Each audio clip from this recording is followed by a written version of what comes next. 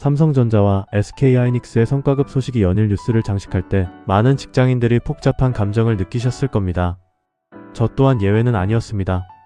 수억 원, 집 한 채 값에 맞먹는 성과급 이야기가 나올 때마다 대다수의 평범한 노동자들이 느끼는 불편함은 단순한 질투심만은 아닐 겁니다.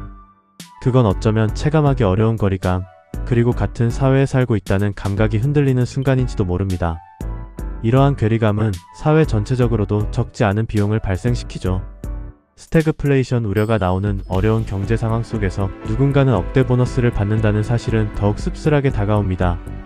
물론 이러한 현상이 우리나라에만 국한된 것은 아닙니다. 하지만 우리 사회의 양극화는 더욱 심화되는 것 같습니다. 정부도 이러한 문제의 심각성을 인지하고 있고 분배를 중시하는 정권일수록 더욱 민감하게 반응할 수밖에 없습니다. 하지만 해결책을 알면서도 현실은 쉽게 바뀌지 않죠.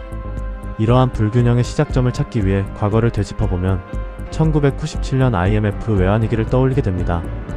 당시 수많은 은행과 대기업이 무너졌고 중소기업들은 매일같이 부도 처리되던 암울한 시절이었습니다.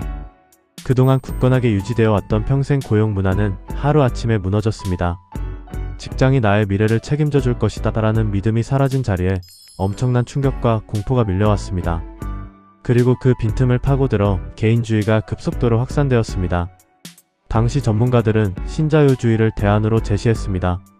글로벌 금융 자본의 기법을 배워야 하고 제조업 대신 서비스 산업을 키워야 한다고 주장했습니다.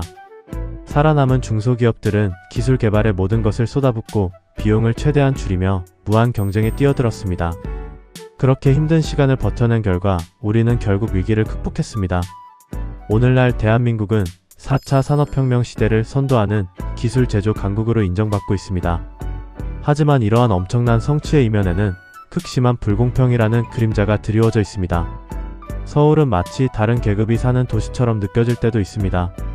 돈이 돈을 버는 구조 속에서 가진 것 없는 사람들은 당장 생존을 걱정하며 미래를 꿈꿀 여유조차 갖지 못합니다. 빚을 내어 투기에 뛰어드는 사람들이 늘어나는 것도 단순히 비난할 수만은 없습니다. 시대가 그렇게 만든 측면도 있으니까요. 계절로 비유하자면 지금은 한여름입니다. 누군가는 호화로운 호텔 수영장에서 휴가를 즐기고 누군가는 뜨거운 햇볕 아래에서 땀 흘리며 일합니다. 같은 태양 아래 있지만 전혀 다른 세상에 살고 있는 것 같습니다. 하지만 잠시 멈춰서서 남의 여름이 아닌 나의 여름을 한번 들여다봅시다. 생각해보면 그렇게 나쁘지만은 않습니다. 운동선수만큼 튼튼한 체력은 아니지만 건강하게 움직일 수 있는 몸이 있고 굶주림을 걱정하지 않아도 되는 삶을 살고 있습니다. 직업이 있고 차도 있으며 어느 정도 쓸만한 돈도 있습니다. 자식들을 바르게 키워 사회에 내보냈으니 부모로서 부끄러울 것도 없습니다. 아직 부모님 곁에서 함께하며 효도할 수 있다는 사실은 감사할 일입니다. 불공평한 세상에 분노하는 것은 당연합니다. 하지만 그 분노에 휩싸여 나의 소중한 오늘을 망치게 해서는 안 됩니다. 지금 내가 가진 것들을 하나씩 다시 세워보면 이 정도면 충분히 괜찮은 삶입니다.